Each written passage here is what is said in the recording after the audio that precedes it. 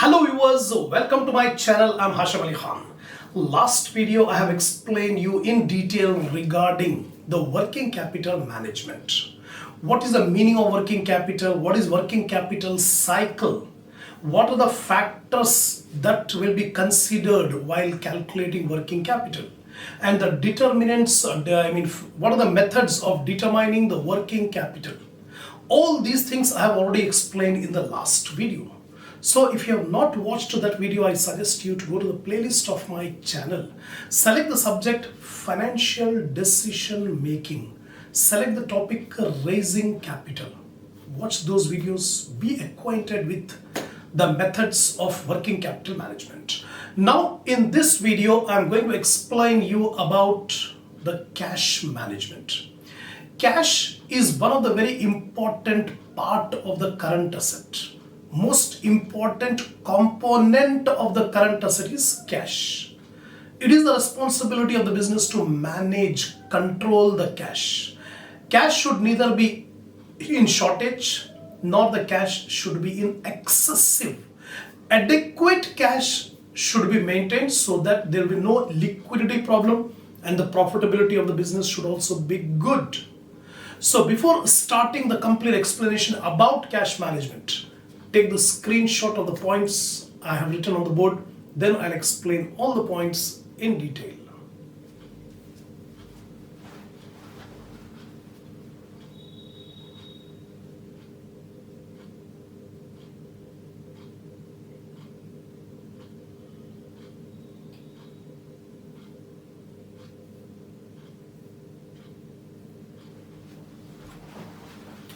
Come on, cash management. First of all, the cash management is an important aspect of working capital. Actually, working capital consists of current assets and current liabilities. The excess of current assets over current liabilities is called working capital. Now, cash is one of the main aspect or component of the working capital. So, individually, we have to control the different current assets and current liabilities. So first of all, we'll discuss how to manage, how to control the cash. Now, cash is the primary current asset of a company used to regularly settle the debt obligations and operating expenses.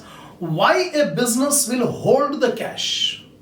The business requires cash for paying the current obligations on time, for paying the operating expenses, day-to-day expenses. Example, monthly salary has to be paid, electricity bill, rent, telephone, advertising, other expenses, and payment for the purchase of material, etc.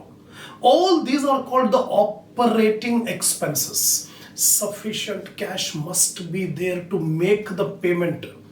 So we require cash. Secondly, cash management refers to the proper collection, disbursements, handling, control and investment of organizational cash and cash equivalent. Cash management is a very wide concept. It includes proper control on collection, disbursement, handling, controlling and investment of organizational cash and cash equivalent. What do you mean by cash equivalent?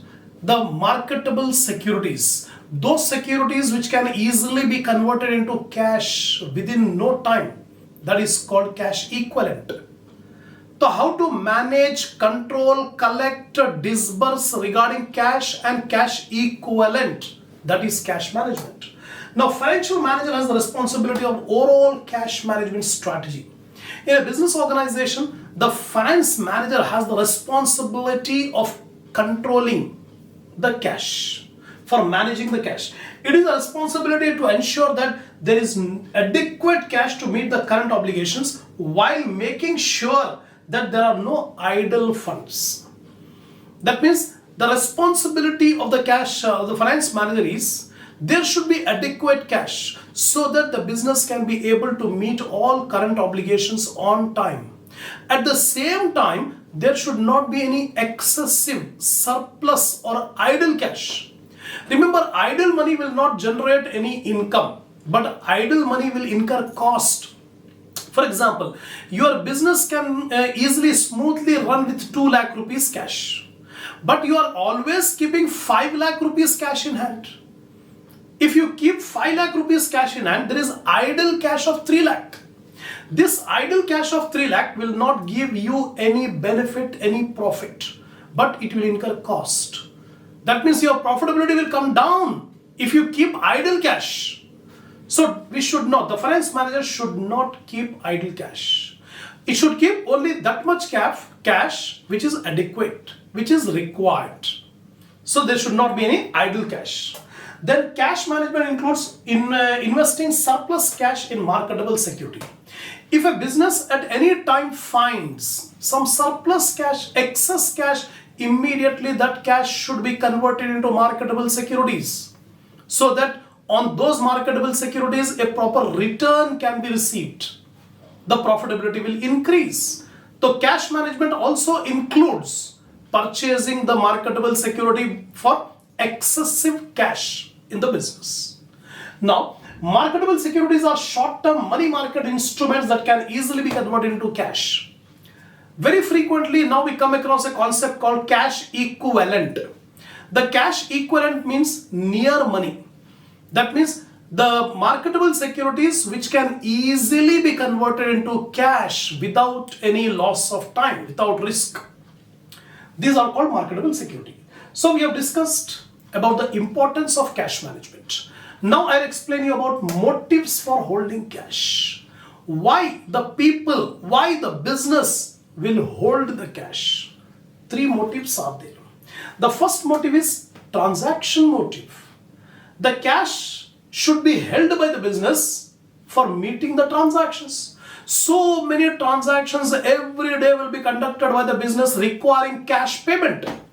So if the business is having the cash, the business can be able to meet the commitments, pay the transactions.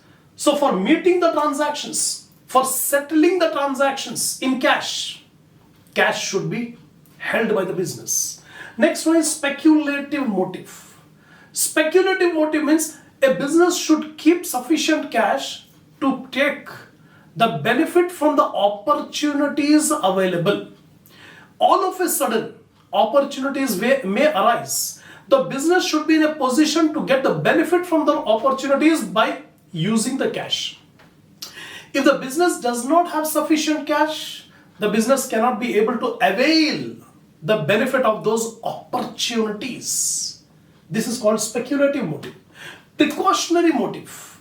The life is very uncertain. Any uncertainty may arise to the business. To face those contingency, uncertainty, emergency, some cash should be there. The people will hold the cash to meet the emergency situation. That is called precautionary motive. Next comes objectives of cash management. Why this cash management will be applied? What are the objectives? First one, meeting the cash payment schedule. See here, so many cash payments are there for a business organization. Example, monthly salaries, wages have to be paid to the employees, monthly rent has to be paid, every month electricity bill, telephone bill, similarly at the same time advertisement, stationery, all these are the periodical payment. So a business organization should write down what are the payment schedule which our business will face. How much is the amount we have to pay? So making a schedule, meeting the cash payment schedule, that is the objective. Secondly, minimizing the cash balance.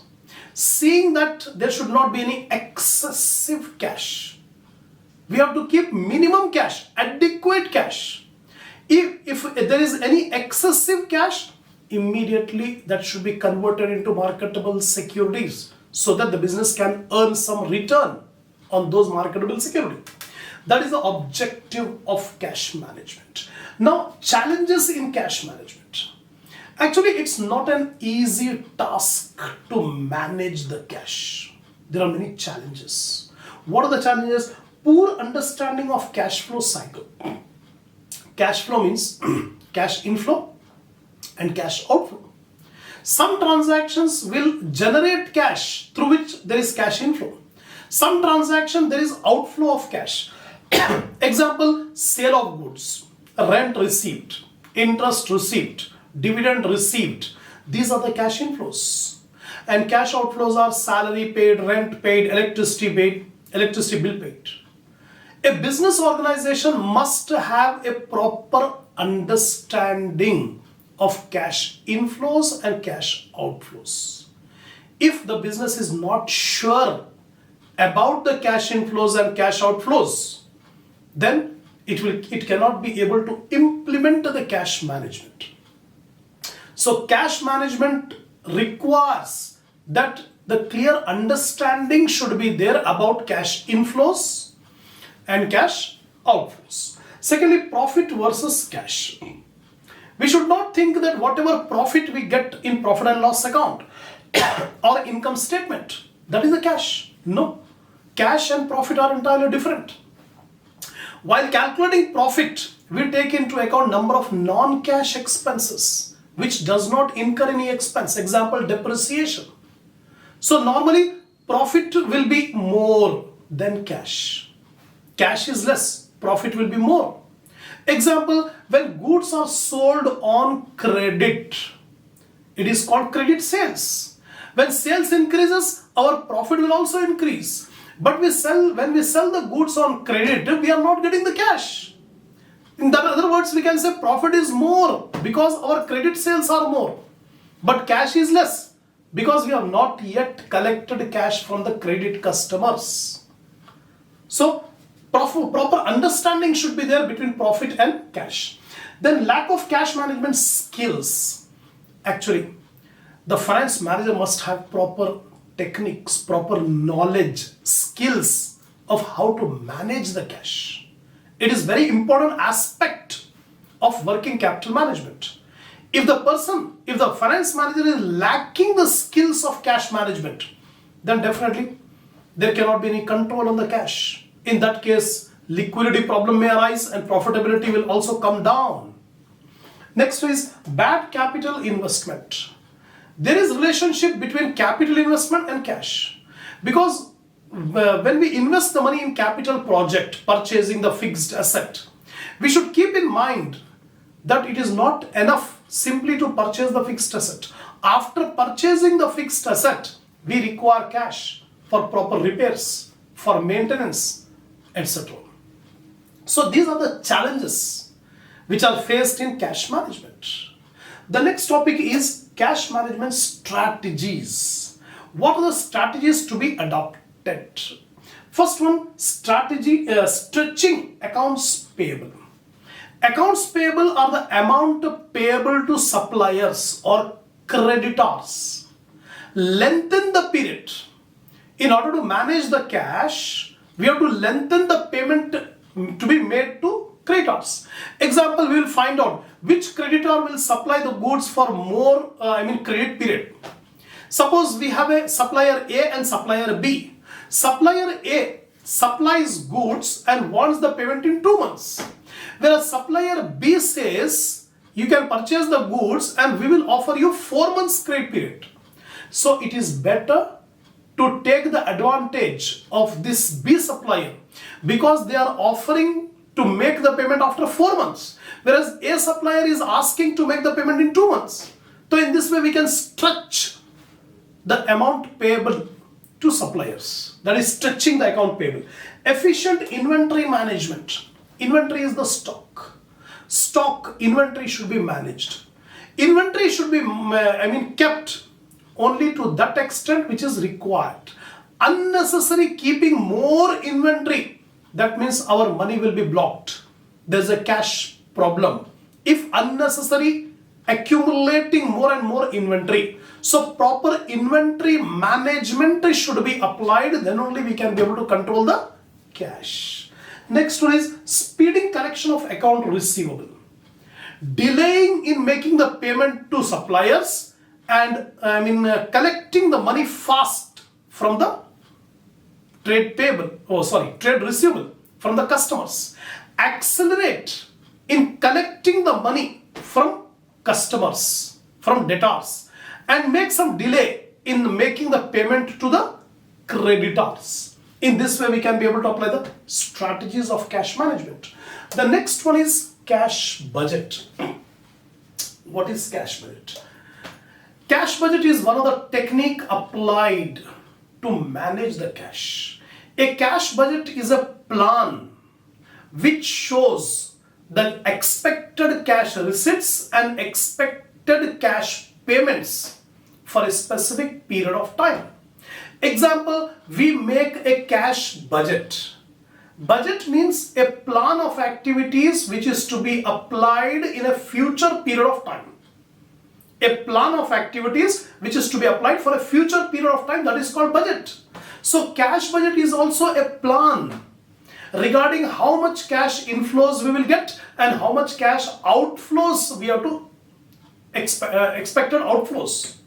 So in a cash budget, we write down, for example, we are making monthly cash budget every month. January, February, March, 3 months cash budget we are making. So for the month of January, we have to estimate how much would be the cash inflows, how much would be the cash outflows, and how much is the closing balance of January. Example, in the month of January we expect 1 lakh rupees of cash inflows and 80,000 rupees of cash outflows. So we are getting 1 lakh and we are paying 80,000. So 20,000 is the closing cash balance for January. This closing cash balance of January will become opening cash balance for February. In February, opening cash balance 20,000. Again, we estimate how much would be the cash inflows in February and how much are the cash payable cash outflows for February. We add up opening balance of cash plus cash inflows minus cash outflows. We'll get the closing balance for February. And this closing balance of February will become opening cash balance for March. Again, we calculate what are the expected cash inflows and expected cash outflows of March. We'll get the closing cash balance of March. Like this, we will plan what are the cash inflows, what are the cash outflows, and how much would be the balance. That is called cash budget. So it's a very popular technique of cash management, estimating the requirement of cash.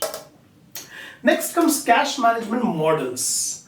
Different authors have given different models for managing the cash. The important ones are Baumel's EOQ model, Baumel's economic ordering quantity model of cash management. Actually, EOQ is one of the technique of managing the inventory. In inventory management, we apply EOQ, economic ordering quantity. According to EOQ technique, how much quantity to be purchased at a time so that the carrying cost and ordering cost should be minimum. That is the definition of EOQ in inventory management. That technique of EOQ is adopted by Baumel and applied in cash management, right? So Baumel suggested that cash may be managed in the same way as any other inventory. The EOQ model of inventory management could be applied to cash management. So EOQ, economic ordering quantity, that's a technique in inventory management that has been borrowed and used in cash management. Now the optimum level of cash balance is found. So Baumel has given the formula. The formula is very much similar to EOQ formula. What the formula says, C is equal to 2AT by I under root. What C stands? C stands for optimum level of cash balance. That we have to find out. C is the variable we have to find out. How much is the optimum cash balance? Then A stands for annual cash payment estimated. How much is the total cash payment required in 1 year? Then third one, T, cost per transaction of purchase or sale of marketable securities. Simply we can say transaction cost. What transaction? Converting the cash into marketable security or marketable security into cash. When we purchase marketable security, cash will be paid and marketable security we purchase. When we sell the marketable security, the marketable security will be given away and we receive the cash. This transaction involves some cost. That cost of the transaction of purchasing or selling marketable securities is denoted as T. And I stands for interest on marketable securities per annum. So per annum, how much of the interest we are receiving on marketable security? So applying this A, T and I to A, T by I under root, we'll get the cash balance required. That's all. So as per this model, optimum cash is that level of cash where carrying cost and transaction cost are minimum. So according to Baumol, optimum cash balance is that cash balance where transaction cost and carrying cost will be the minimum. That's all. This is the Baumol's model. Last one is Miller-Orr cash management model. This is the second model. Miller-Orr. This person has given one model to manage the cash by a graphical method. On a graph paper, 3 lines are drawn. The central line is the normal line, return line or average limit. Suppose this is the graph paper. On the graph paper, Miller-Orr has drawn 3 lines. The 3 lines are like this. The middle line is average. This is upper control limit, UCL. This is LCL, lower control limit. The average cash, how much cash is maintained? Let it be 2 lakh rupees is the normal cash required. So here average cash is 2 lakh. By applying some formula, we will find out how much is the upper control limit. What is the maximum limit of cash required? So in a particular business, the maximum cash required is, let it be 3 lakh. 3 lakh. And the minimum cash required in our business is 1 lakh. So lower control limit 1 lakh. So according to Miller-Orr model, whenever the cash is between 2 lakhs, what is the average here? 2 lakh. As long as the cash is in between 2 lakh, there is no need of converting the cash into marketable security or marketable security into cash. No need to convert as long as the cash balance is around 2 lakhs. Around 2 lakhs, but not touching 3 lakh, not touching 1 lakh. No need of converting. No need of purchasing or selling marketable security. Suppose on a particular point of time, the cash level reaches 3 lakh. At a particular moment of time, the cash balance reaches 3 lakh. Immediately the finance manager should purchase the security. Because excess cash up to 3 lakh, how much we have to keep? 2 lakh. So 1 lakh rupees is idle. So 1 lakh rupees the company should pay and get the marketable security. Again we'll come to the return point. That means our cash balance has come down to 2 lakh because we have purchased marketable securities for rupees 1 lakh. 1 lakh rupees gone. We have purchased marketable security. Now again we'll look how the cash balance is. If the cash balance is between 2 lakhs, no need to purchase or sell the security. Again at a particular moment of time, the cash balance reaches the minimum level. The minimum level comes to 1 lakh. Suppose the cash balance at a particular point of time comes to 1 lakh. Now there is a shortage of cash. Immediately sell away the security. Earlier we have purchased the security. Those securities we sell away and get the cash.